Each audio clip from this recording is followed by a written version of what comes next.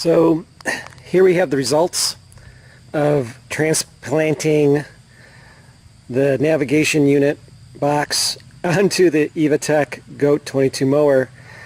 I did nothing special actually.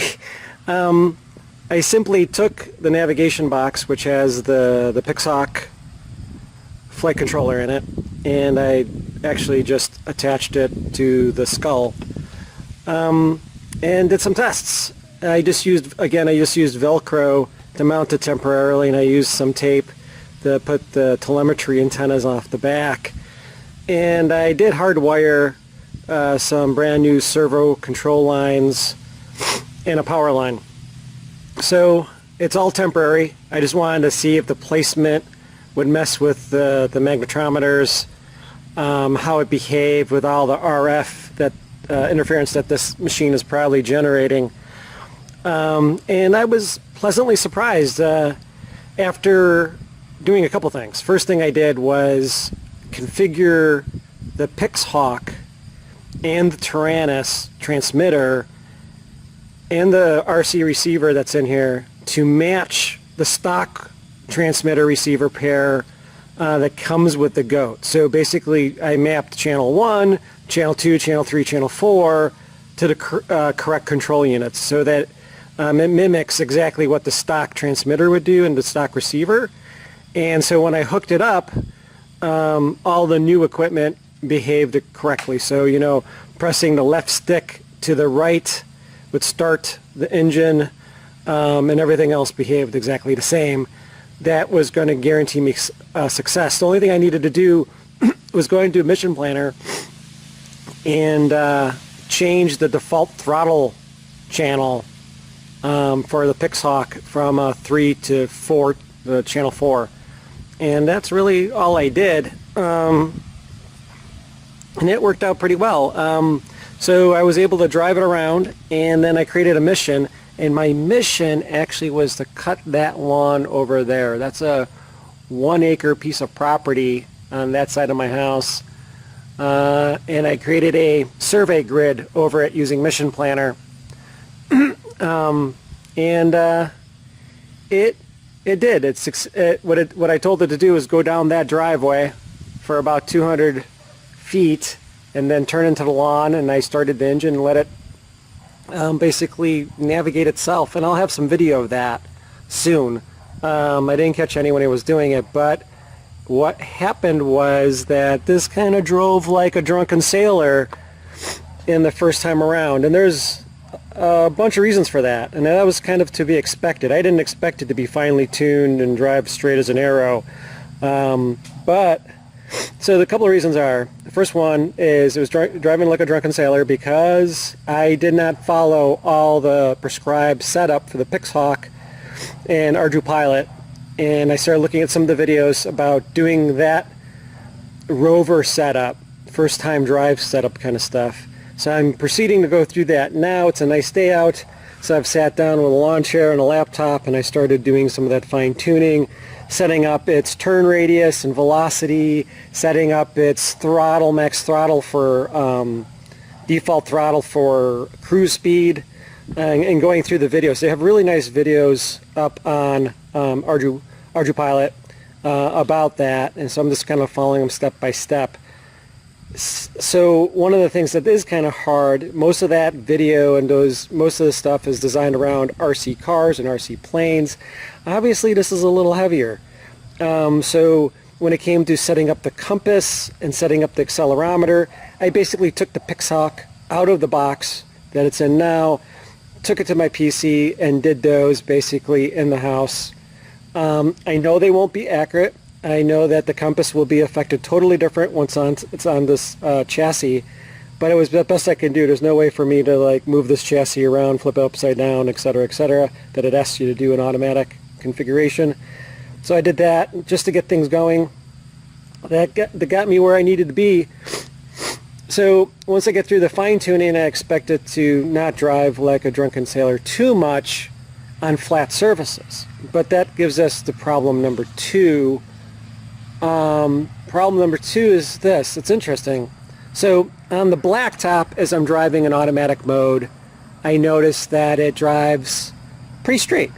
It drives straight, sees it needs to make a correction, makes the correction. It may overcorrect because it's not tuned, but it's, you know, it's obvious that it's correcting, going straight, and it's not weaving.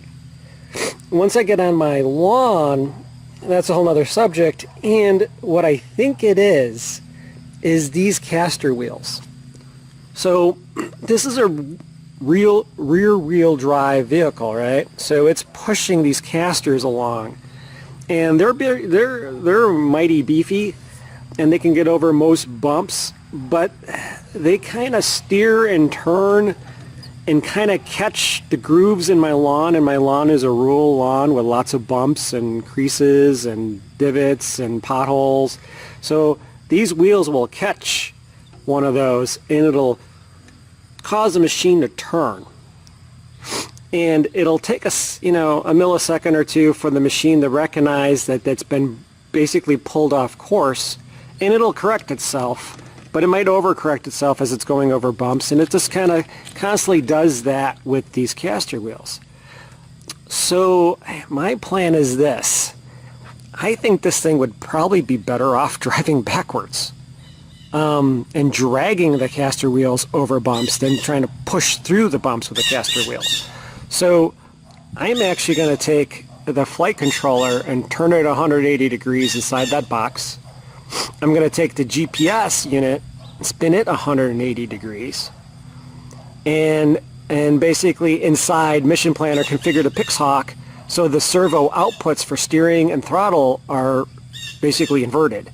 So, you know, and basically what will happen is when I turn it on, it'll drive backwards. I don't think that'll be much of a grass cutting issue per se, really. I think it'll cut grass just fine. It will prevent me from opening up the front of the deck when the grass gets high, and here it'd be spring. But if it works, my theory is that these beefy back drive wheels will probably drive over the bumps and ruts and not be guided by them, and basically almost ignore them. So that'll be less quick changes in direction. And these caster wheels will follow wherever the robot goes, regardless. So, and I know that these motors don't care which direction they're going on. They can go just as fast backwards as it can go forward. So, unfortunately, what happens from an aesthetic standpoint, going forward, it looks like a race car. Going backwards is just going to look silly, but it'll actually, I believe, work better, both from a traction standpoint and from a steering standpoint. And eventually, if I really do like that design, and that seems to be far more efficient for it to navigate the lawn, especially rough terrain, I've been looking at the deck, and I think I could even spin the deck around 180 degrees itself too, and still have it work, except for this little cutout here. Let me think about that. But really, the only thing that is the wires and perhaps the shape of the engine. Okay, but if I can't spin the deck around, that's probably not an issue either. So that's the plan. And when I'm done, I plan on formally mounting everything and getting rid of all the Velcro, of course. Cable-wise, oh, I do have one little note of learning that I can pass along. So the navigation unit is being powered directly from the power inside the skull via the switch. So if you turn this on,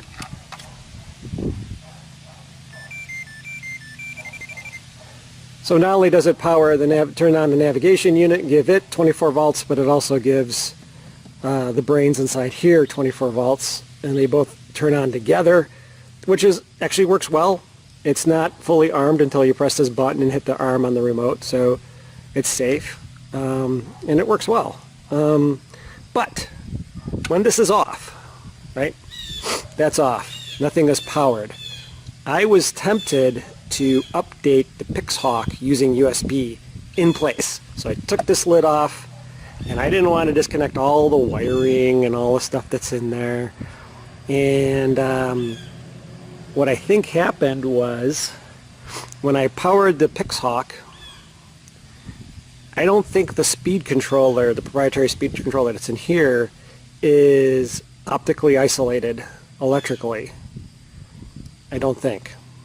And my theory is that somehow the servo lines, when I was updating the Pixhawk, were powered by the USB, started powering the speed controller in some way, because while I was updating, I heard the starter relay click, and I think even the starter solenoid even clicked.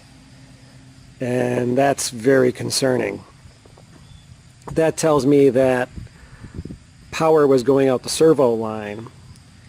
And the other evidence that I have of that is that Pixhawk that I originally started with no longer works. At least not correctly. The servo lines are all screwed up on it. And which is good, because I can get another one of those, and I'm glad the speed controller is okay. At least it seems to be. It's operating the way I expect it to.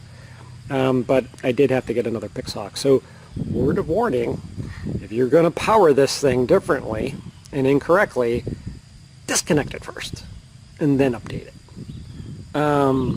Expensive learning. But otherwise, everything else is going good. So, next thing is to do a video with the tune parameters, possibly driving backwards, and we can see how straight we can get this thing going, and see if we can cut that lawn over there automatically.